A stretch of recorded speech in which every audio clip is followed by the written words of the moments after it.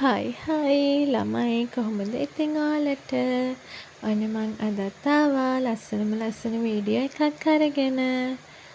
අද නම් ඔන්න මම තමයි බබා වෙලා පූසව හොරතල් කරන්නේ. මගේ පැංචත් ළඟට ඇවිල්ලා බලන් ඉන්නේ මම සීසිව හොරතල් කරන හැටි. එයාත් ඉතින් පූසව අල්ල ගන්නවා වෙලාවකට. පූස නම් මෙයා ඉන්න පැත්ත පළාතකවත් ඉන්නේ නැහැ. ඔන්න බලන්නකෝ මගේ පැංච මොකද කරන්න කියලා. බෝලේ බැට් එකයි දෙකම අරගෙන. හරිම චණ්ඩි දැන්. බෝල් ගහනවා නම් එයාට ඊට වැඩිය දෙයක් නැහැ. බෝල් ගහන තමයි ගොඩක්ම ආස. කඩේකට ගියත් කොහෙද සෙලම්බඩු කඩේකට ගියත් එයා ඉල්ලන්නේ බෝල විතරමයි. බබාලා ඉතින් ඉක්මනට ලොකු වෙනවා. කාලය ගෙවිලා යනවා දන්නේම නැහැ. චූටි බබෙක් වගේ මගේ අතේම හිටපු පැටියා දැන් ඇවිදලා මේ පඩි පෙළ උඩ නැගලා ගොඩාක් දඟ වැඩ කරනවා. ඉතින් නිතරම එයා වැටෙනවා. දැන් නම් ඇඟකට හැම තැනම තුවාල එයාගේ. ඔහොම තමයි ඉතින් මගේ කාලය ගෙවෙන්නේ. නිතරම එයාගේ පස්සෙම ඉන්නවා මේ දවස්වල. මට මුකුත් වැඩක් කරගන්න විදියකුත් නැහැ.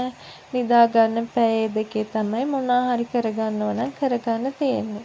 කමක් නෑ ඉතින්. එයාලා හැමදාම චූටි කාලේ ඉන්නේ නෑනේ. ඉක්මනට ලොකු වෙනවා. එතකොට අපිට හිතේවි අනේ ඒ කාලේ මොන තරම්නම් සුන්දරද කියලා. එයාලගේ හුරතල් බල හිටපු කාලේ කොච්චරනම් සුන්දරද කියලා. මං ඔයාලට පෙන්නන්නම්කෝ මගේ බබාගේ හොඳම යාළුවා කවුද කියලා. ඔන්න හැංගිලා ඉන්නවා බබාගේ හොඳම යාළුවා.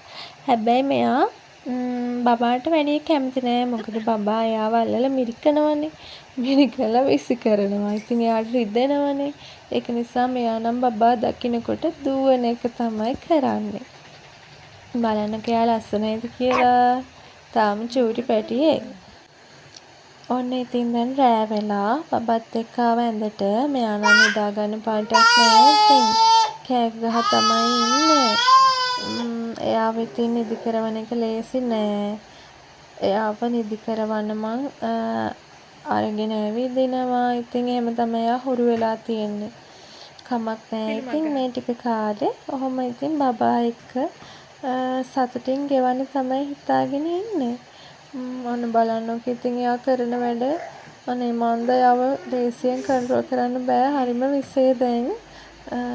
නිතරම වැටෙන අවදානම් වැඩ කරනවා වැඩි. කොහොම හරි ඉතින් මෙයාව කාම් කරලා නිදි කරව ගත්තා. රෑ වෙද්දි නම් ඉතින් මට මාරි මහන්සි. මෙයාත් එක්ක ඔට්ටු වෙලා මුළු දවසම. අදට ඉතින් මං එහෙනම් වීඩියෝ එක එන්ඩ් කරනවා.